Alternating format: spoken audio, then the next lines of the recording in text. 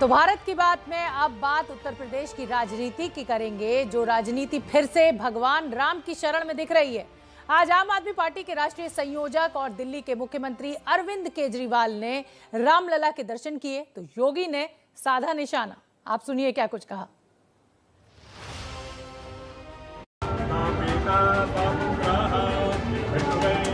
मंत्र गूंज रहे हैं, हाथ जोड़कर मुख्यमंत्री अरविंद केजरीवाल नमन कर रहे हैं। अयोध्या में रामलला के दरबार की ये तस्वीरें हैं।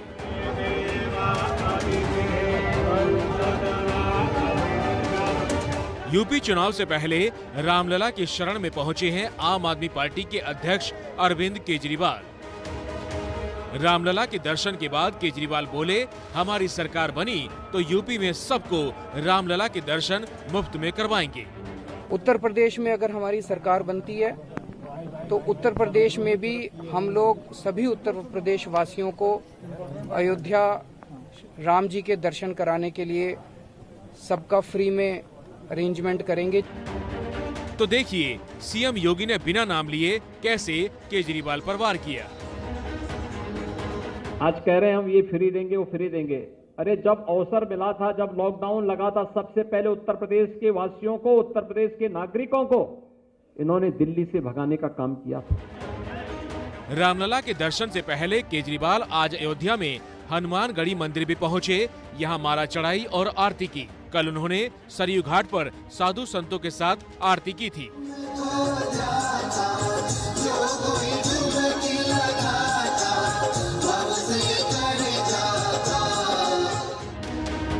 अरविंद केजरीवाल के अयोध्या दौरे का आज दूसरा दिन है। यूपी में सभी सीटों पर चुनाव लड़ने की तैयारी में केजरीवाल की पार्टी है। जम्मू कश्मीर में आतंकियों की दहशत भरी साजिश का जवाब देने के बाद अब गृह मंत्री अमित शाह उत्तर प्रदेश में मिशन 1.5 करोड़ के ले जाने वाले हैं। क्या है अमित शाह का ये खास मिशन और कैसे बनेगा यूपी जीतने का प्लान? हमारी एक्सक्लूसिव रिपोर्ट देखिए।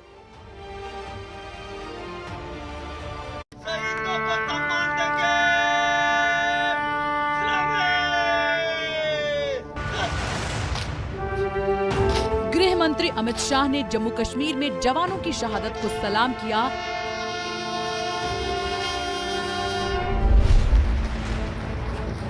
और सीआरपीएफ कैंप में रुककर सुरक्षा बलों का हौसला बढ़ाया।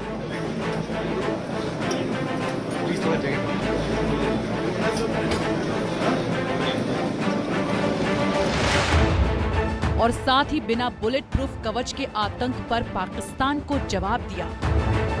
मैं आज आपके साथ मन खोलकर बात करना चाहता हूं, इसीलिए ना बुलेट प्रूफ है ना कोई सिक्योरिटी है, मैं आपके सामने ऐसे ही खड़ा हूं। कश्मीर में आतंक की शहादत को निपटाकर गृह मंत्री अमित शाह अब मिशन यूपी पर निकलने वाले हैं। 3 दिन बाद अमित शाह यूपी में चुनावी नब्ज टटोलेंगे।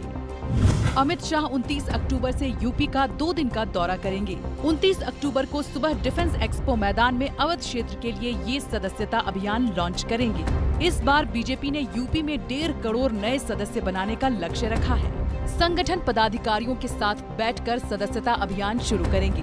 चुनावी तैयारियों की समीक्षा करेंगे। यूपी में पिछले विधानसभा चुनाव में बीजेपी ने रिकॉर्ड तोड़ बहुमत पाकर इतिहास रचा था और अब पार्टी एक बार फिर योगी के चेहरे पर यही जादू दोहराने की कोशिश में है। और उधर प्रियंका गांधी उत्तर प्रदेश में मुख्यमंत्री योगी आदित्यनाथ के गढ़ गोरखपुर में हुंकार भरने की तैयारी में है। 31 अक्टूबर को प्रियंका की रैली है। 31 अक्टूबर को प्रियंका की दादी इंदिरा गांधी की पुण्यतिथि भी है और तमाम पार्टियों का जोर इस समय पूर्वांचल के वोटों पर है। प्रियंका और दिवंगत पूर्व प्रधानमंत्री इंदिरा गांधी की ऐसी कई तस्वीरें हैं जिसमें कांग्रेस समर्थक प्रियंका में इंदिरा की छवि ढूंढते हैं। अब देखिए ये तस्वीर। यूपी में कांग्रेस की प्रतिज्ञा रैली का ये प्रियंका वाला पोस्टर है जिसमें 31 अक्टूबर को प्रियंका गोरखपुर में जनसभा करेंगी। 31 अक्टूबर वो तारीख है जिस दिन इंदिरा गांधी की पुण्यतिथि है। योगी के गढ़ गोरखपुर में प्रियंका गांधी की रैली के लिए कांग्रेस भारी भीड़ जुटाना चाहती है। यूपी में कांग्रेस को मजबूत करने की जिम्मेदारी पार्टी ने प्रियंका गांधी को दी है। प्रियंका ने चुनाव के लिए अपने प्रचार की शुरुआत पीएम मोदी और सीएम योगी के गढ़ से रखी है। प्रियंका गांधी की रणनीति यह है कि इससे पूर्वांचल में कांग्रेस का बेस मजबूत होगा। यूपी में प्रियंका को आगे रखकर कांग्रेस ने छात्राओं को मोबाइल और स्कूटी और मुफ्त इलाज जैसे वादे किए हैं। महिलाओं को 40% टिकट का उनका कार्ड अब उत्तराखंड कांग्रेस में भी अपना असर दिखा रहा है। बिल्कुल, मैं उनके वकील के लिए वकील के तौर पर काम करूंगा। हम महिला के पक्ष में लूटेज मानेंगे परिस्थितियों को और महिलाओं को अवसर देंगे। तो उत्तर प्रदेश के बाद अगली बड़ी सियासी खबर बिहार से, जहां कल बिहार की राजनीति में एक बड़ा दिन रहने वाला है। करीब 3 साल बाद रैली के मंच पर दिखेंगे आरजेडी अध्यक्ष लालू प्रसाद यादव। बिहार में उपचुनाव के लिए प्रचार करेंगे लालू। बेकार गठबंधन क्या होता है कांग्रेस का? क्या होता है कांग्रेस का गठबंधन? और कांग्रेस हारने के लिए उसको दे देते हम कांग्रेस को जमानत जब्त कराने। बिहार उपचुनाव में कांग्रेस के साथ गठबंधन को लेकर लालू यादव के ये तेवर कुछ दिन पहले दिखे थे।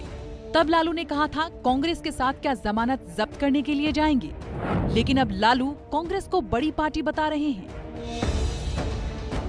देश की जनता विकल्प चाहती है, तो इसमें सबसे ज्यादा आगे तो भूमिका कांग्रेस पार्टी की होनी चाहिए। नेशनल लेवल पे आप कांग्रेस को भी मानते हैं? हम अभी नेशनल लेवल पर ऑल इंडिया पार्टी है, पुरानी पार्टी है।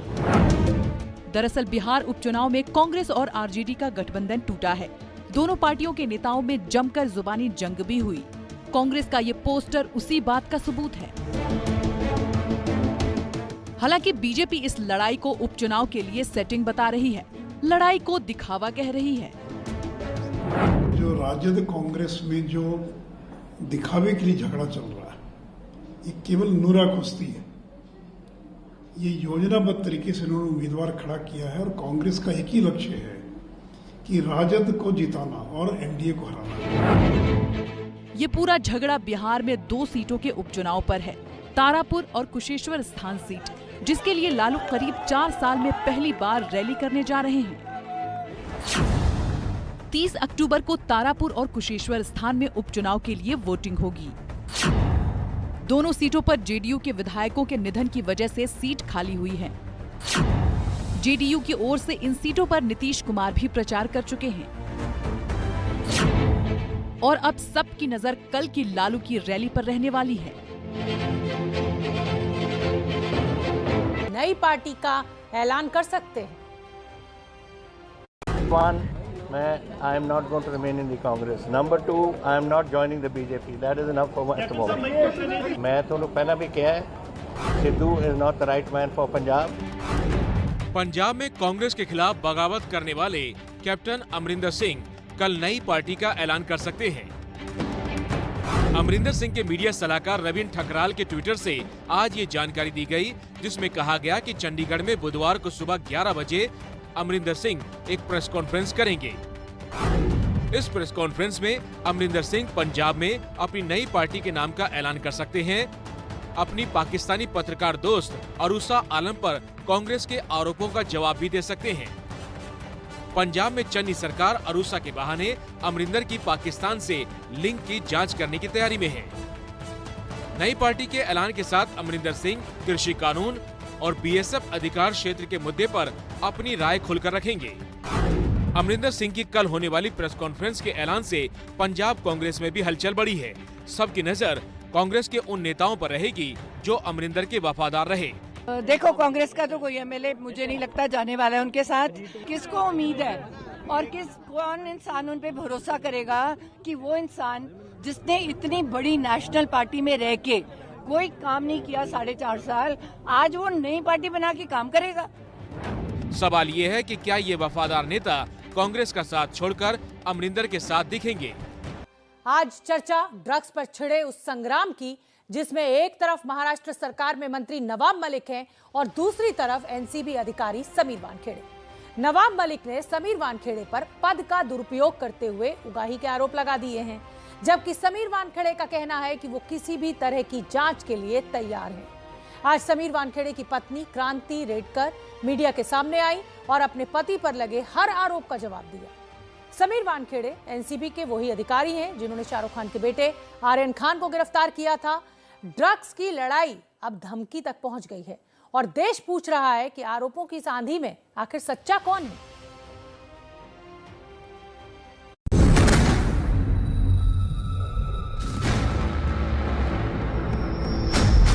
एक गंदी मछली पूरे तालाब को गंदा कर देती है। एक बंदा इधर ऑनेस्टी से काम नहीं कर सकता।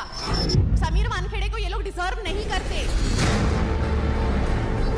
एक इंसान जो इतना पावरफुल है और जो जिसकी ऑनेस्टी की मिसाल दी जाती है, उसको हम लोग डिजर्व नहीं करते ना, यही प्रॉब्लम है। अगर उस मछली को पकड़ा जाए, उसकी जांच हो, तो तालाब पाक हो जाएगा। बार बार क्या प्रूव करते रहे, बार बार कितनी बार हम लोग चिल्ला के बोले। हमें लगता है कि वानखेड़े अपनी मर्यादा को लांघ रहे हैं। जबकि मेरा पति झूठा नहीं है, तो क्यों हम लोग सहन करें? Allegations have been leveled against you. Are you going to address a PC? ये सबूत हमारे पास है जो ये साबित कर देंगे कि वानखेड़े साहब इन्होंने इस्लाम धर्म स्वीकारा था। कि जो व्यक्ति फर्जी बर्थ सर्टिफिकेट बनाकर फर्जी कागजों के आधार पर शेड्यूल कास्ट की कैटेगरी में नौकरी हासिल करता है। एक इंसान सर्टिफिकेट बना सकता है ना, पूरा गांव थोड़ी ना बना लेगा सर्टिफिकेट। तो मुझे ऐसा लगता है थोड़ा रिसर्च उसमें तो उनका थोड़ा कम पड़ गया, जरा ज्यादा बेटर प्रिपेयर होता।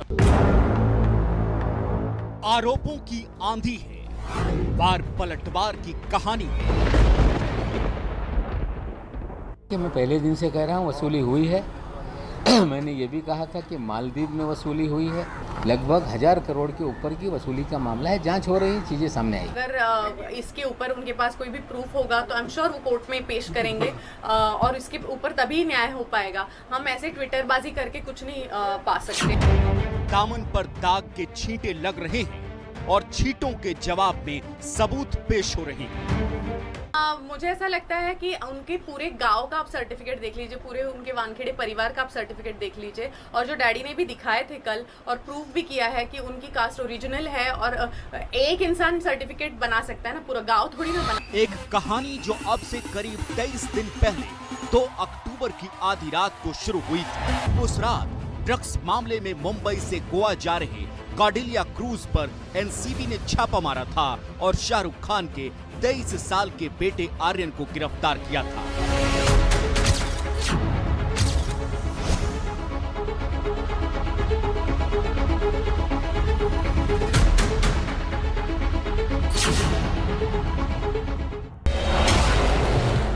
लेकिन आर्यन खान के ड्रग्स मामले से बिल्कुल अलग एक नया मामला सुर्खियों में है और इस विवाद का चेहरा बने हुए हैं आर्यन को गिरफ्तार करने वाले एनसीबी अधिकारी समीर वानखेड़े। शाहरुख के बेटे आर्यन खान की गिरफ्तारी पर सवाल उठाने में सबसे आगे थे महाराष्ट्र सरकार में कौशल विकास मंत्री नवाब मलिक। नवाब मलिक आर्यन की गिरफ्तारी के बाद से लगातार समीर वानखेड़े पर सवाल उठाते रहे हैं, लेकिन इस बार उन्होंने उनकी शादी और नौकरी में फर्जीवाड़ा करने का आरोप लगा दिया। सवाल हमने ये खड़ा किया कि जो व्यक्ति फर्जी बर्थ सर्टिफिकेट बनाकर फर्जी कागजों के आधार पर शेड्यूल कास्ट की कैटेगरी में नौकरी हासिल करता है, कहीं ना कहीं एक दलित शेड्यूल कास्ट जो देश के किसी गांव में झोपड़ी में हो सकता है कि दिए के नीचे पड़ रहा होगा, कोई स्ट्रीट लाइट के नीचे तैयारी कर रहा होगा, इस फर्जी सर्टिफिकेट के कारण उसका अधिकार छीना गया। इस लड़ाई को हम आगे बढ़ाने का काम कर रहे हैं। समीर वानखेड़े की निजी जिंदगी को लेकर हमले हुए तो आरोप का जवाब देने उनका परिवार सामने आया और कमान संभाली उनकी पत्नी क्रांति रेडकर ने। क्यों टारगेट किया जा रहा है समीर वानखेड़े को? आपको क्या लगता है कि क्या वजह है? मुझे ऐसा लगता है कि समीर जी की जॉब और उनकी काम करने की शैली से, क्योंकि वो ऑनेस्ट ऑफिसर है, उसे बहुत लोगों को अड़चन होती होगी, बहुत लोग चाहते कि वो कुर्सी से हट जाए और उनका गुजारा चलता रहे। आज समीर वानखेड़े की पत्नी क्रांति रेडकर ने प्रेस कॉन्फ्रेंस की और पति के सर्टिफिकेट से लेकर ट्विटर पर लगाए जा रहे आरोपों तक हर सवाल का जवाब दिया। गए वो कोर्ट में गए क्योंकि उनको पता है कि उन्होंने फर्जीवाड़ा किया है, उनको पता है कि उन्होंने फर्जी दस्तावेज समीर वानखेड़े को उस कुर्सी से हटाने के लिए किए हैं। इसके लिए वो नहीं जा रहे कोर्ट क्योंकि पता है वो फंस जाएंगे। और हमें कोई डर नहीं है। ड्रैग अस, हमें कोई डर नहीं है, क्योंकि हमको पता है हमारे डॉक्यूमेंट्स ओरिजिनल है और इसमें कोई भी प्रॉब्लम नहीं है। क्रांति रेडकर का इशारा नवाब मलिक की तरफ था, जो समीर वानखेड़े पर फर्जी जाति सर्टिफिकेट के आधार पर नौकरी हासिल करने का आरोप लगा रही है। टीवी स्क्रीन पर एक तरफ वो सर्टिफिकेट है जिसे ट्विटर पर पेश करके नवाब मलिक ने समीर वानखेड़े पर फर्जीवाड़े का आरोप लगाया है, और दूसरी तरफ दस्तावेजों की वो लंबी चौड़ी लिस्ट मौजूद है जो वानखेड़े परिवार ने पेश की है। समीर वानखेड़े ने जन्म प्रमाण पत्र से लेकर कोतवाली रजिस्टर कॉपी समेत परिवार की तस्वीरें भी साझा की और बताया कि किसी दस्तावेज के साथ छेड़छाड़ नहीं की गई है। ये उनके पिता के 10वीं का सर्टिफिकेट है और इसमें भी उनका नाम ज्ञानदेव कचरूजी वानखेड़े लिखा हुआ है। लेकिन खास बात यह है कि एनसीबी के जोनल डायरेक्टर समीर वानखेड़े ने परिवार का कास्ट सर्टिफिकेट तो दिया है, लेकिन अपने नाम का सर्टिफिकेट नहीं दिया।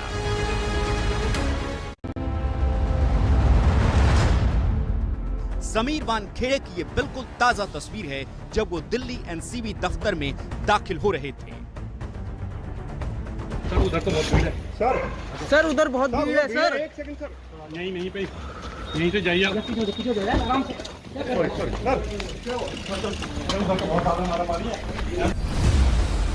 हर कोई समीर वानखेड़े का पक्ष जानना चाहता है, लेकिन वानखेड़े ने कैमरे पर किसी से कोई बात नहीं की। लेकिन एबीपी न्यूज संवाददाता सूरज ओझा ने जब समीर वानखेड़े को फोन किया तो सुनिए उन्होंने क्या कहा। सर ये नवाब मलिक ने जो एक आरोप लगाया था कास्ट सर्टिफिकेट को लेकर, उसके बाद आपने कुछ सर्टिफिकेट्स जारी किए हैं, बताए हैं, वो क्या है? पूरे सुनो मेरे पूरे जितने भी खानदान के हैं, जो मेरे परदादा दादा सबके मैंने भेजा हूँ, वो भी सब जाली है क्या? ओके ठीक है, okay. I can not talk to the media now, thank you. दोनों पक्ष यानी नवाब मलिक और समीर वानखेड़े का परिवार दावा कर रहे हैं कि वो कोर्ट में सही साबित होंगे। नवाब मलिक तो चुनौती दे रहे हैं कि वानखेड़े परिवार उनके खिलाफ मानहानि का मुकदमा दायर करे। अंडर सेक्शन 499 500 आईपीसी उनको अधिकार है, अंधेरी कोर्ट में ले जाके कर दे या कुर्ला कोर्ट में फाइल कर दे, मुझे आरोपी बनाए और मैं वहाँ कोर्ट में जाऊँगा, जमानत लेनी पड़ेगी लूँगा, लेकिन कोर्ट में अपना मामला लड़के इनका फर्जीवाड़ा उसी कोर्ट में मैं एक्सपोज करूँगा। I challenge mister Dawood Wankhede, please file a complaint against me. लेकिन नवाब मलिक की इस चुनौती के जवाब में समीर वानखेड़े की पत्नी क्रांति रेडकर ने कहा है कि वो बहुत साधारण परिवार से हैं, मुकदमा लड़ने के पैसे नहीं हैं। हम लोग क्यों जाए कोर्ट में? हम लोग क्यों जाए? आरोप तो वो लगा रहे हैं ना, आरोप वो लगा रहे हैं तो उनको जाना चाहिए कोर्ट में। और हमारे पास इतने पैसे नहीं है, हमारे पास ऐसे करोड़ों की जायदाद नहीं है और हम बहुत सिंपल लोग हैं, और कोर्ट में जाने के लिए भी आपको कुछ पैसे लगते हैं। तो अगर हमारे नाक के ऊपर पानी चला गया तो हम डेफिनेटली जाएंगे, लेकिन जब तक हम लोग ऐसे ही लड़ पा रहे, जब तक जनता के सपोर्ट से लड़ पा रहे हैं, तब तक लड़ेंगे। मामला संगीन इसलिए हो गया है क्योंकि ये सिर्फ उगाही के आरोपों तक नहीं रुका, इसे जाति की लड़ाई बना दिया गया है। ये हिंदू मुस्लिम का रंग लेने लगा है। मैं आपको बता दूं, वो सारे सबूत हमारे पास हैं जो ये साबित कर देंगे कि वानखेड़े साहब इन्होंने इस्लाम धर्म स्वीकारा था, बच्चों की परवरिश इस्लामी तरीके से हुई, इस्लामी तरीके से समीर वानखेड़े जी की डॉक्टर शबाना कुरैशी से शादी हुई। मेरी पैदाइश ही मेरा वानखेड़े है, ज्ञानदेव वानखेड़े, मेरा स्कूल वानखेड़े ज्ञानदेव वानखेड़े है, मेरा कॉलेज ज्ञानदेव वानखेड़े है, एनसीसी सर्टिफिकेट में अंडर ऑफिसर था वो ज्ञानदेव वानखेड़े है, एलएलबी में एडमिशन लिया वो वानखेड़े ज्ञानदेव है, उसके बाद में एमए इकोनॉमिक्स में वो ज्ञानदेव वानखेड़े, ये कहाँ से लेके आता है? समीर वानखेड़े के पिता हिंदू हैं और मां मुसलमान थी। पिता Gyandev Wankhede senior police inspector रह चुके हैं। समीर की मां जाहिदा की मौत हो चुकी है। समीर की एक बहन यास्मीन है जो पेशे से वकील है। समीर वानखेड़े ने 2 शादियां की थी। पहली शादी 2006 में डॉक्टर शबाना कुरैशी से हुई और 10 साल बाद तलाक हो गया। इसके बाद 2017 में मराठी अभिनेत्री क्रांति रेडकर से समीर की शादी हुई।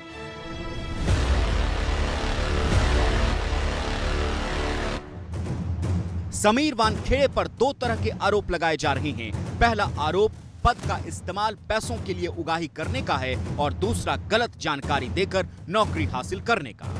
धर्म को लेकर उनका परिवार सफाई पेश कर चुका है। आज बहन ने एक बार फिर कहा कि उनका भाई हिंदू है और इसका सबूत वो कोर्ट में पेश करेंगे। समीर वानखेड़े एक हिंदू हैं और उनका देश और उनका कोई परिवर्तन नहीं हुआ है। आप उनका कास्ट सर्टिफिकेट्स और ये सब चीज़ें हमारे पास रखी हुई है। You can check over, ask the court, will not show it to any ministers. अब आइए उस दूसरे आरोप पर जिसे एक लेटर से हवा मिल रही है। ये खत नवाब मलिक ने ट्वीट किया और दावा किया कि समीर वानखेड़े पर आरोप लगाने वाला ये खत नारकोटिक्स कंट्रोल ब्यूरो यानी एनसीबी के ही किसी कर्मचारी ने उन्हें भेजा है और इस चिट्ठी में समीर वानखेड़े पर 1-2 नहीं पूरे 26 आरोप लगाए गए हैं।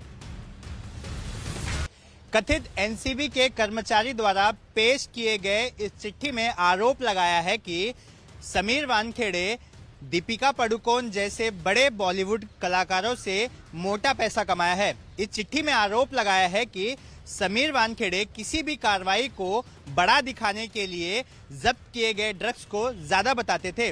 वहीं उनकी पत्नी क्रांति रेडकर पूछ रही है कि अगर खत है तो उसमें किसी का नाम क्यों नहीं और किसी के दस्तखत क्यों नहीं। ऐसे खत कोई भी लिख सकता है, कोई भी घर पे बैठ के लिख सकता है ऐसे खत। अगर उस खत पे किसी का नाम नहीं है और अगर उसमें कोई भी किसी का क्लेम नहीं है किसी इंसान का जिसने वो खत लिखा है, सामने आए और बेधड़क तरीके से कंप्लेंट करे और फिर चाहिए तो इसकी जांच हो। लेकिन अगर बेबुनियाद कोई अगर लेटर कुछ लिखता है तो उसमें कोई मतलब नहीं है। ये सब झूठे सारे दस्तावेज है, इसका कोई महत्व नहीं है। नियम भी यही कहते हैं, इसलिए बेनाम लेटर में लगाए गए 26 आरोपों की कोई जांच नहीं होगी। एनसीबी के एक आला अधिकारी ने बताया कि नवाब मलिक द्वारा दिए गए पत्र को भले ही ले लिया गया हो, लेकिन केंद्र सरकार के नियमों के मुताबिक यदि किसी सरकारी अधिकारी के खिलाफ कोई बेनामी शिकायती पत्र आता है तो ऐसे पत्र की नियम के मुताबिक जांच नहीं की जा सकती। बेनामी शिकायती पत्र का मतलब है कि जिस पर ना तो किसी का नाम है, ना कोई पता है और ना ही कोई हस्ताक्षर है। वहीं आज आर्यन खान की जमानत याचिका पर बॉम्बे हाई कोर्ट में सुनवाई होनी थी। आर्यन खान पिछले 18 दिनों से मुंबई की आर्थर रोड जेल में बंद है। शाम 4:15 बजे आर्यन के वकील ने अदालत में दलीलों का सिलसिला शुरू। तो करीब 2 घंटे तक बॉम्बे हाई कोर्ट में आर्यन और एनसीबी के वकीलों के बीच दलीलों का सिलसिला चलता रहा और कोर्ट ने कहा कि जहां से आज दलीलें खत्म हुई हैं, कल वहीं से फिर शुरू होंगी। मतलब ये कि आर्यन खान की जमानत याचिका पर आज कोई फैसला नहीं हो पाया। कल दोपहर 2:30 बजे से जमानत याचिका पर फिर से सुनवाई होगी। उत्तर प्रदेश के मुख्यमंत्री योगी आदित्यनाथ ने दावा किया है कि एक बार फिर उत्तर प्रदेश में बीजेपी की सरकार बनेगी। वरिष्ठ पत्रकार प्रदीप सिंह के साथ बातचीत में योगी आदित्यनाथ ने कहा कि पुरानी सरकारों ने यूपी का जो हाल बिगाड़ा था उसे हमने दुरुस्त किया है और राज्य में सुशासन को स्थापित किया। वो पूरा विश्वास है कि भारतीय जनता पार्टी नेतृत्व की प्रदेश की सरकार ने देश की सबसे बड़ी आबादी के राज्य के लिए जो कार्य किया है उसे जनता जनार्दन का आशीर्वाद फिर से प्राप्त होगा। उसके कई कारण हैं और मुझे लगता है सबसे प्रमुख कारण है कि उत्तर प्रदेश को उसकी पहचान दिलाना। ओवरऑल परसेप्शन जो उत्तर प्रदेश का खराब हो चुका था पिछली सरकारों के कारण, उसमें कोई भी दल हो, पिछली सरकारों में समाजवादी पार्टी भी आती है, बहुजन समाजवादी पार्टी भी आती है, कांग्रेस भी आती है, इन सभी के कारण प्रदेश का जो परसेप्शन खराब हुआ था, हमने उसका परिमार्जन किया। उत्तर प्रदेश जो देश का हृदय स्थल माना जाता था, उसको फिर से उसकी पहचान दिलाई है। दूसरा, हमने प्रदेश के अंदर सुशासन के लक्ष्य को भी प्राप्त किया है। तो योगी आदित्यनाथ के अपने अपने दावे, अपने अपने वादे। तो फिलहाल भारत की बात में मुझे दीजिए इजाजत। नमस्कार, कल फिर होगी आपसे मुलाकात।